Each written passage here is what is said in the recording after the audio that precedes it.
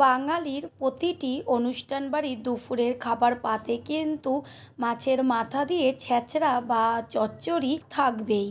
বাঙালির পছন্দর খাবারগুলোর মধ্যে এই রেসিপিটা কিন্তু একদম সবার ওপরে। অনুষ্ঠান বাড়িতে একটা স্পেশাল মশলা ব্যবহার করে, তার জন্যই কিন্তু এত টেস্টি হয়। সেই স্পেশাল মশলাটা কি, আজ সেটাই শেয়ার করব। নমস্কার বন্ধুরা, শ্বশুর বৌমা রান্নাঘর অ্যান্ড ব্লগ চ্যানেলে সকলকে স্বাগত। তাহলে রেসিপিটি কি করে তৈরি করব সেটাই দেখে নেওয়া যাক। ছেঁচড়া বা চচ্চড়ি তৈরি করার জন্য প্রথমেই এইখানে নিয়েছি পুঁই শাক। আর পুঁই শাকগুলোকে পাতা সমেতই ছোট ছোট টুকরো করে কেটে নিয়ে ফিরে আসছি। পুঁই শাক ছোট ছোট টুকরো করে নিয়ে পাতা সমেত ফিরে এসছি। আর যেহেতু ডগাগুলো অনেক মোটা, সেই কারণে ডগার দুই পাশে একটু চিড়ে দিয়েছি যেন ভেতরে লবণ যায়। আর এইখানে নিয়েছি একটা বড় সাইজের মাছের মাথা। এটা কাতলা মাছের মাথা, আর মাথাটাকে 4 টুকরো করে নিয়েছি। এবার জল দিয়ে ভালো করে পরিষ্কার করে নিয়ে ফিরে আসছি। মাছের মাথাগুলো ভালো করে জল দিয়ে ধুয়ে নিয়েছি। এবার লবণ আর হলুদ মাখিয়ে নেব।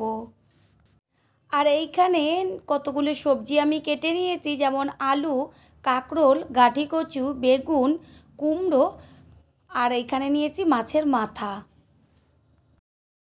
পুঁই শাকটা ভালো করে জল দিয়ে ধুয়ে নিয়েছি। এবার গ্যাসের ওভেনে জল দিয়ে কড়াইতে তার মধ্যে পুঁই শাকটা দিয়ে সামান্য লবণ দিয়ে একটু ভাপিয়ে নেব।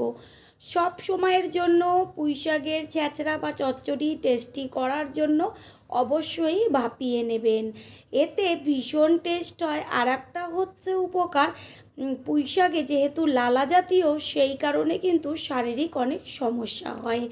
এটা যদি ভাপিয়ে নেওয়া হয় তাহলে কোনো রকম শারীরিক সমস্যা হবে না, জলের সাথে বেরিয়ে যাবে।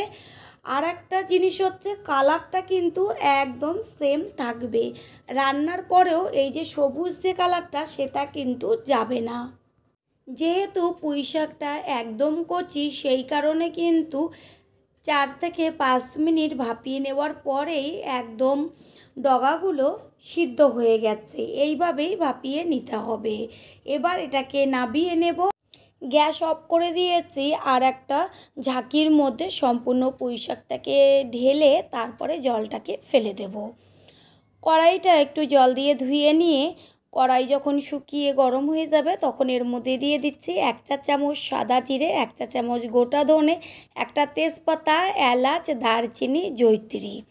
গ্যাসের ফ্লেম লোতে রেখে ভালো করে মশলাটাকে ভেজে নিতে হবে। আর যখন মশলাটা একটু চটপট করে ফুটতে শুরু করবে, তখনই কিন্তু এটাকে নামিয়ে নিতে হবে। বেশি ভাজলে আবার যে সুন্দর গন্ধটা থাকে সেটা চলে যাবে। গ্যাসের ওভেনে কড়াইটা বসিয়ে এতে দিয়ে দেব সাদা তেল। আপনারা চাইলে সরষের তেলও ব্যবহার করতে পারেন। তারপর যখন তেলটা ভালো মতন গরম হয়ে যাবে, বেশ ধোঁয়া উঠতে শুরু করবে, ঠিক তখনই মাছের মাথাগুলোকে দিয়ে ভেজে নেব। মাছের মাথার নিচের পিঠটা ভাজা হয়ে গেছে। এবার উল্টে দেব ওপরের পিঠটা হবার জন্য। ঠিক এইভাবে এপিঠ ওপিঠ করে বেশ একদম লাল লাল করে মাছের মাথাগুলোকে ভেজে নিয়ে ফিরে আসছি। মাছের মাথাগুলো লাল লাল করে ভেজে নেওয়া হয়ে গেল। এবার তেল ছেঁকে তুলে নেব। বেঁচে থাকা তেলের মধ্যেই এবার কিছু সবজি ভেজে নেব। যেমন প্রথমেই ভাজবো আলু। আলুগুলো সব তেলের মধ্যে দিয়ে বেশ ভালো করে আলুগুলোকে ভেজে নিতে হবে। আলু সিদ্ধ হতে একটু বেশি সময় লাগে। আর দিয়েছি এর সাথে গাঁঠি কচু, দিয়ে দেব লবণ আর হলুদ। গাঁঠি কচু আর আলু অনেকটাই সময় লাগে ভাজা হতে, সেই কারণে একসাথে দিয়ে ভেজে নেব। গাঁঠি কচু ও আলু যখন অর্ধেকের বেশি ভাজা হয়ে যাবে, তারপরেই এর মধ্যে দিতে হবে যে আর সবজিগুলো আছে, যেমন কাঁকরোল, কুমড়ো। পুরনো বন্ধুদের সবসময় আমাদের পাশে এইভাবে ভালোবেসে সাপোর্ট করার জন্য অনেক অনেক ভালোবাসা। কুমড়ো ও কাঁকরোল, আলু, গাঁঠি কচু ভাজার পরে এর মধ্যে সবশেষে দিয়ে দেব কেটে নেওয়া বেগুন। বেগুন যেহেতু একদমই সিদ্ধ হতে বেশি সময় লাগে না, বেগুনটাকে এবার সব কিছুর সাথে একসাথে ভেজে নেব। সবজিগুলো আগে তেলে ভালো করে ভেজে নিলে ভীষণ টেস্টি হয়। সবজিগুলো এমনভাবে ভাজতে হবে যেন ভাজাতেই অর্ধেকের বেশি সিদ্ধ হয়ে যায়। তেল ছেঁকে সবজিগুলোকে তুলে নিয়েছি, আর বেঁচে থাকা তেলের মধ্যেই এখন দিয়ে দেব পাঁচফোড়ন আর শুকনো লঙ্কা। গ্যাসের ফ্লেম লোতে রেখে ফোড়নটাকে ভালো করে ভেজে নেব। যখন ফোড়নের থেকে সুন্দর গন্ধ বেরোবে তখন এর মধ্যে দিয়ে দেব পেস্ট করে নেওয়া পেঁয়াজ।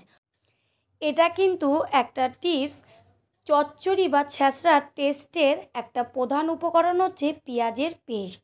পেঁয়াজ কখনোই কুচিয়ে দেবেন না। তেলের মধ্যে পেঁয়াজের পেস্ট দেওয়ার পর কিন্তু বেশ কিছুক্ষণ ভালো করে পেঁয়াজের পেস্টটাকে কষিয়ে নিতে হবে। যখন পেঁয়াজের পেস্টটা বেশ একটু ব্রাউন কালার চলে আসবে তখন এর মধ্যে দিয়ে দেব থেতো করে নেওয়া রসুন। এইখানে আমি 10 থেকে 12টা রসুনের কোয়া থেতো করে দিয়েছি। পেঁয়াজের সাথে রসুনের পেস্টটাকেও ভালো করে মিশিয়ে ভেজে নিতে হবে। ছোট ছোট কিছু কারণের জন্য কিন্তু আমাদের বাড়ির রান্নাগুলোর থেকে অনুষ্ঠান বাড়ির রান্নাগুলোর টেস্ট ভীষণ টেস্টি হয়। এরপরে এর মধ্যে দিয়ে দেব গ্রেট করে নেওয়া আদা আর ঝালের জন্য কাঁচা পাকা লঙ্কা। দেব পেস্ট করে নেওয়া টমেটো। টমেটোটা দিয়ে তারপরে মশলার সাথে ভালো করে মিশিয়ে নেব। স্বাদের জন্য দেব লবণ আর কালারের জন্য দেব হলুদ গুঁড়ো। লবণ আর হলুদটা দিয়ে মশলাটাকে বেশ কিন্তু কিছুক্ষণ ভালো করে কষিয়ে নিতে হবে। আর কোনো রকম কিন্তু মশলা এখানে দেওয়ার প্রয়োজন নেই। এই মশলাতেই এত টেস্টি হয় যেটা নাকি আমি গ্যারান্টি দিয়ে বলতে পারবো একদম কিন্তু অনুষ্ঠান বাড়ির মতন টেস্ট চলে আসবে। মশলার থেকে সুন্দর গন্ধ বেরোচ্ছে, ঠিক এই সময় দিয়ে দেব ভেজে নেওয়া সবজিগুলো। সবজির সাথে মশলাটাকে নেড়ে চেড়ে মিশিয়ে নিতে হবে। ভাজাগুলো দেওয়ার পরেই যে থালার মধ্যে ভাজাটা ছিল তার মধ্যে তো তেল ছিল, সেটার মধ্যে সামান্য একটু গরম জল দিয়ে তেলটাকে জলের সাথে মিশিয়ে ওই জলটাই এর মধ্যে ব্যবহার করেছি। আর কোনো রকম কিন্তু জল এইখানে প্রয়োজন নেই। সম্পূর্ণ চচ্চড়ি বা ছ্যাঁচড়াটা কিন্তু জল ছাড়াই হয়ে যাবে। তারপরে এর মধ্যে দিয়ে দেব ওই যে ভাপিয়ে রেখেছিলাম পুঁইশাক, সেই পুঁইশাকটা সব কিছুর সাথে মিশিয়ে নিয়ে গ্যাসের ফ্লেম লোতে রেখে একটু ঢাকনা দিয়ে ঢেকে দেব। কিছুক্ষণ বাদে ফিরে এসে কড়াইয়ে ঢাকনাটা সরিয়ে দিয়ে তারপরে খুন্তি দিয়ে উপর নিচ করে সব কিছু একসাথে মিশিয়ে নেব। এবার কিন্তু হতে একদমই বেশি সময় লাগবে না, যেহেতু সবজিগুলো ভাজা ছিল আর পুঁইশাকও ভাপানো ছিল। এই পর্যায়েই দিয়ে দেব মাছের মাথা। মাছের মাথাটা একটু খুন্তি দিয়ে ভেঙে চুড়ে তারপরে সব কিছুর সাথে মিশিয়ে নেব। আর সবজি তো ভাজাতেই অর্ধেকের বেশি সিদ্ধ ছিল, আর এখন পুরো সিদ্ধ হয়ে গেছে। এই চচ্চড়ি বা ছ্যাঁচড়াতে কিন্তু কোনো রকম জল ব্যবহার করবেন না। গ্যাসের ফ্লেম লোতে রেখে কড়াইয়ের ঢাকনাটা ঢেকে ঢেকে রান্নাটা করে নিতে হবে।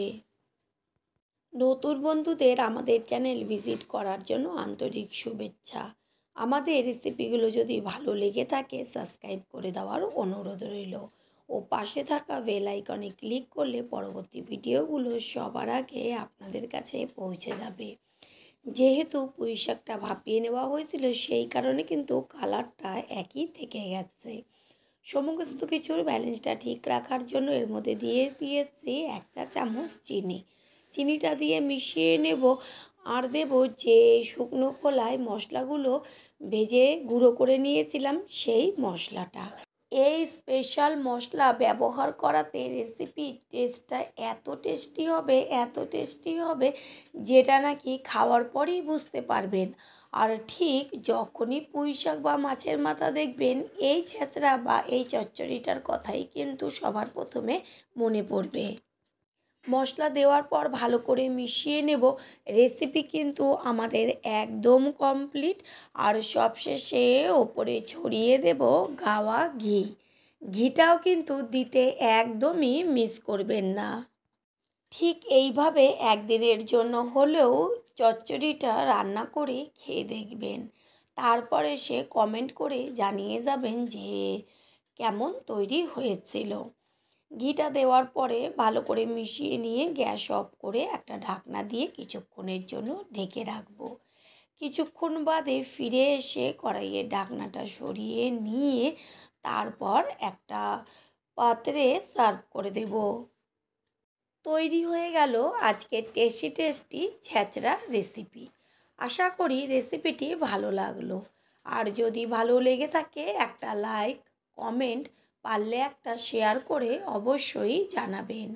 আপনাদের দেওয়া একটা লাইক ও একটা শেয়ার কিন্তু আমাদের কাছে অনেক অনেক গুরুত্বপূর্ণ।